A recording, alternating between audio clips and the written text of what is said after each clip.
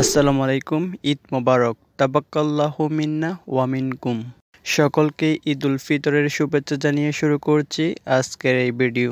আজকের এই ভিডিওতে দেখাবো যে কিভাবে আপনি সবাইকে পবিত্র ঈদুল ফিতরের শুভেচ্ছা জানিয়ে নিজের ছবি দিয়ে প্রোফাইল এবং ব্যানার তৈরি করবেন। তার জন্য ভিডিওটি স্কিপ না করে কন্টিনিউ করবেন। আর ভিডিওটি যদি আপনার কাছে একটু উপকার এসে থাকে তাহলে ভিডিওতে একটা লাইক করে দিবেন। এরকম প্রয়োজনীয় ও টেক রিলেটেড ভিডিও পেতে আমার এই চ্যানেলটা সাবস্ক্রাইব করে পেজটা ফলো করে সাথেই থাকবেন। তো আর বেশি কথা বাড়াবো না, চলুন মূল ভিডিওটা শুরু করি। তো এর জন্য ফার্স্ট অফ অল আপনাকে ক্রোম ব্রাউজারটা ওপেন করে নিতে হবে। ক্রোম ব্রাউজার ওপেন করার পর সার্চ বারে উইগুকাপ লিখে সার্চ করবেন। উইগুকাপ লিখে সার্চ করার পর এখানে প্রথমে যে উইগুকাপ সাইটটি দেখবেন এটি আপনি ওপেন করবেন। তারপর এখান থেকে আপনি সার্চ আইকনের উপর ক্লিক করবেন। তারপর এখানে আপনি EZZ লিখে সার্চ করবেন। তারপর নিচের দিকে একটু স্ক্রল করবেন।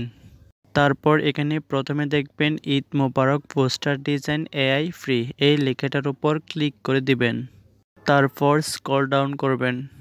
তারপর এইরকম ঈদ মোবারক পোস্টার লেখা এমন একটা অপশন পেয়ে যাবেন। এই লেখাটার উপর ক্লিক করে দিলে আপনাকে প্লে স্টোরে নিয়ে যাবে। প্লে স্টোর থেকে আপনি এই অ্যাপ্লিকেশনটা ইনস্টল করে নেবেন। এই অ্যাপ্লিকেশনটা ইনস্টল করা হয়ে গেলে আপনি ওপেন করে নেবেন। অ্যাপ্লিকেশনটা ওপেন করার পর এখান থেকে আপনি স্টার্টের উপর ক্লিক করবেন। এবার এখান থেকে আপনি অ্যালাউ করে দিবেন।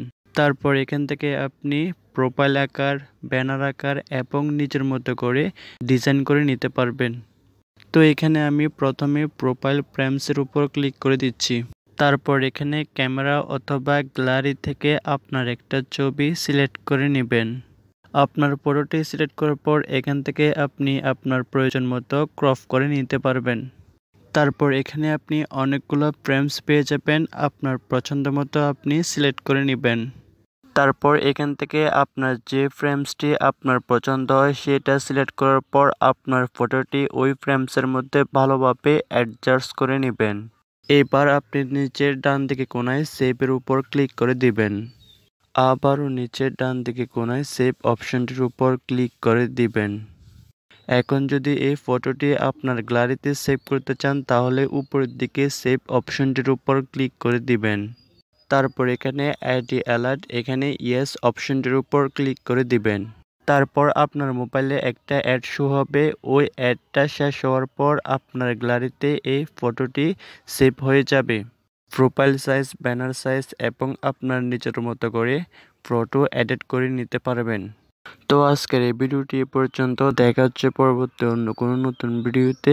সে পর্যন্ত ভালো থাকবেন, সুস্থ থাকবেন, এই চ্যানেলের সাথেই থাকবেন। আল্লাহ হাফেজ।